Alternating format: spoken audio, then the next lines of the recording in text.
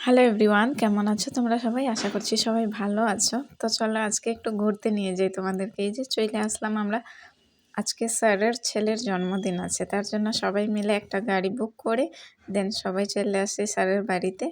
আর একটু জাস্ট বাইরের নাজারাটা দেখায় তোমাদেরকে, এত সুন্দর লাগছে। ফ্লাইটের উপর থেকে আমি ভিডিওটা করছি, 5তলার উপরে ছিলাম আমরা।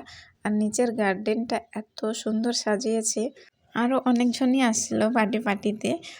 তাদের নামগুলো তো জানা নাই, কিন্তু সবাই স্যার ম্যাম কইরে ডাকাডাকি হয়, তার জন্য ওইভাবেই সবাই স্যার ম্যামই বলি। আরেকজনকে চিনি, আরেকজনকে চিনি না, কিন্তু সবাই যায়। এত মজা করলাম। আর আমরা আছি এখন স্যার আর ম্যাডামের বেডরুমে। আর বেডরুমটাও কিন্তু খুব সুন্দর সাজিয়েছে।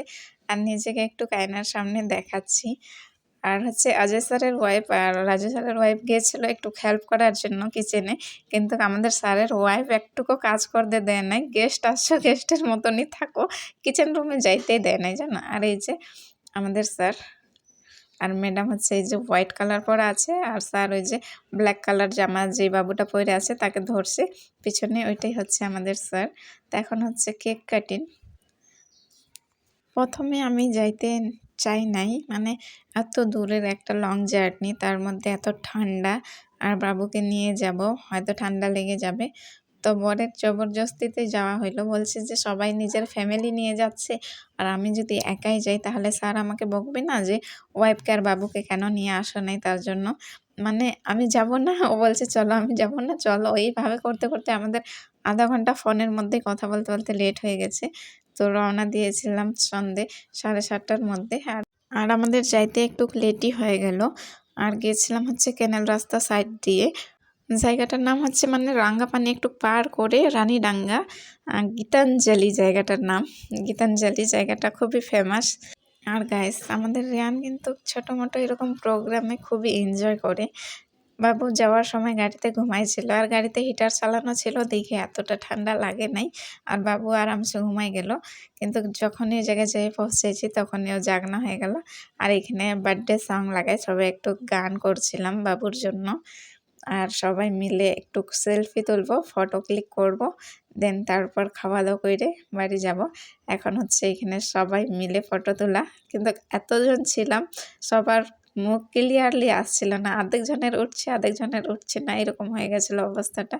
কিন্তু হাফ হাফ করে নিয়েছি, আধেকজনের এই পাশে ফটো তুলছে, আধেকজনের ওই পাশে, আর সবাই মিলে এখানে একটু গান করছি।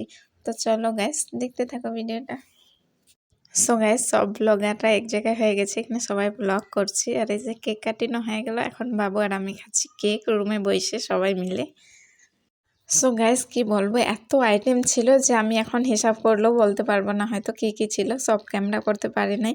পুরি ছিল, চানা মশলা, সাদা ভাত, মাছ ছিল, মাংস, তারপর হচ্ছে চাটনি, পাঁপড়, মিষ্টি, দই, ফ্রাইড রাইস, আরও অনেক কিছু ছিল। হ্যাঁ, একটা সবজি ছিল, মানে বলতেই পারছি না, এতগুলো আইটেম ছিল।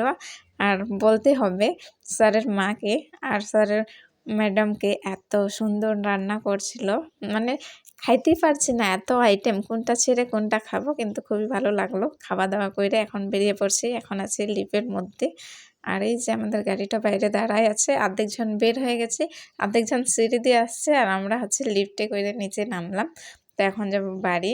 এখন বাজে প্রায় 11:30 রাত, সব দিকে একদম ফাঁকা হয়ে গেছে। ফাইনালি বাড়ি চলে আসলাম। তো গাইস, তোমাদের ভিডিওটা কেমন লাগলো? ভালো লাগলো অবশ্যই লাইক কমেন্ট শেয়ার করো। আর এই দেখো রাত 12টা বেজেই গেল। তো চলো আজকের মতন টাটা।